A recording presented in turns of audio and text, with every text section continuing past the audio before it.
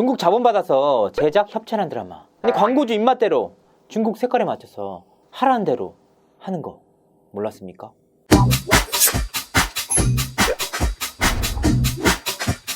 시청자 여러분 안녕하세요.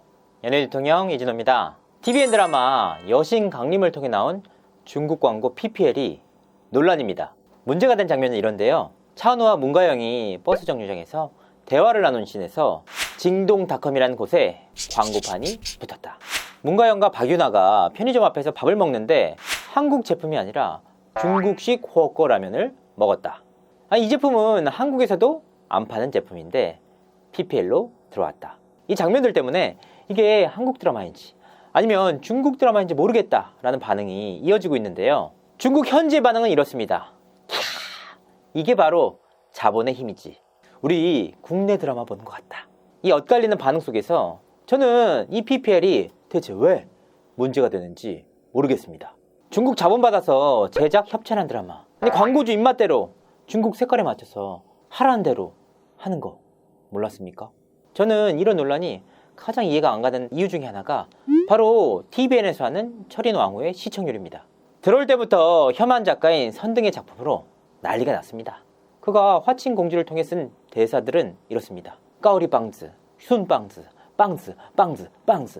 뭐 한국 애들 멍둥이 찜질 좀 해야 된다. 메타작 좀 해야 된다. 이런 뜻인데요. 문제는 이런 단어를 한두 차례 쓴 게 아니라 까오리 빵즈, 순 빵즈, 빵즈, 빵즈 하면서 200여 차례가 넘게 대사로 사용했다는 겁니다. 단순 실수가 아니다 라는 건데요. 더욱이 이 작가는 한복을 희화화하는가 하면 한국 문화 자체를 조롱하는 장면을 반복해서 수차례 넣었습니다. 방송 전부터 난리가 났는데 제작진은 별로 신경을 쓰지 않았습니다. 아니 커뮤니티 보고 알았다 라는데 더 이상 뭘 바라겠습니까? 감히 한국 시청자들 무시해? 그래서 결과가 어떻게 됐습니까? 첫 방송부터 시청률 8% 찍으면서 대박이 났습니다. 그래서였을까요? 이 작품은 더욱더 대놓고 한국 문화를 조롱하는데요. 특히나 철인왕후 2회에서는 주인공인 신혜선 양이 입을 통해서 조선왕조실록도 한낱 찌라시지 라는 말을 내뱉게 합니다.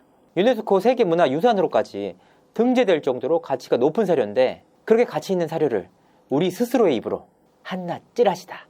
물론 이 드라마가 한낱 픽션인 것은 분명한 사실입니다. 하지만 이 장면은 이미 중국인들과 세계 시청자들에게 조선왕조실록은 타블로이드다 라고 번역돼서 전해져 나갔습니다. 이 장면이 나가고 난 뒤 정말 난리가 났습니다. 그런데 어떻게 됐습니까? 해당 장면만 살짝 자르고 모두 끝났습니다. 시청률이요 12.4%로 더욱 대박이 났습니다. 연기가 좋다, 재밌다, 탄탄한 구성이다, 아주 난리가 났습니다. 조만간 방송 예정인 TVN 간 떨어진 동거는 아예 중국 스트리밍 플랫폼에서 직접 제작을 맡았습니다. 이 작품에서 나오는 PPL들이 과연 여신 강림 PPL보다 덜할까요? 물론 TVN뿐만이 아닙니다. 중국 텐센트에서는 아예 1,000억 원을 JTBC 스튜디오에 투자했습니다. JTBC에서 만드는 드라마에 과연 중국풍이 어떻게 녹아들지, 중국 PPL이 어떻게 반영될지 궁금할 정도입니다. 이런 모습들을 보는 중국인들의 반응은 이렇습니다. 한국인들이 무슨 역사가 있다고 왜곡 논란이냐? 논란이 있다면서 왜 이렇게 시청률은 좋으냐?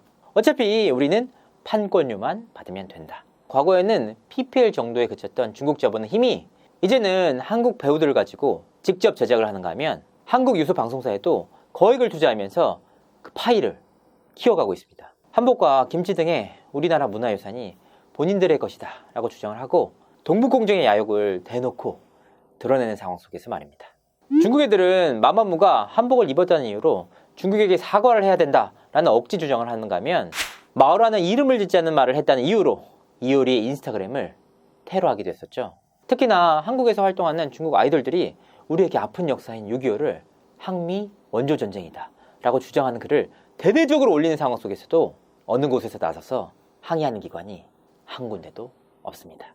이런 상황 속에서 철인 왕후 같은 작품이 혐한 논란에다가 아예 대놓고 조선왕조실록은 찌라시다 이런 대사까지 올렸는데 시청률은 대박나고 있습니다.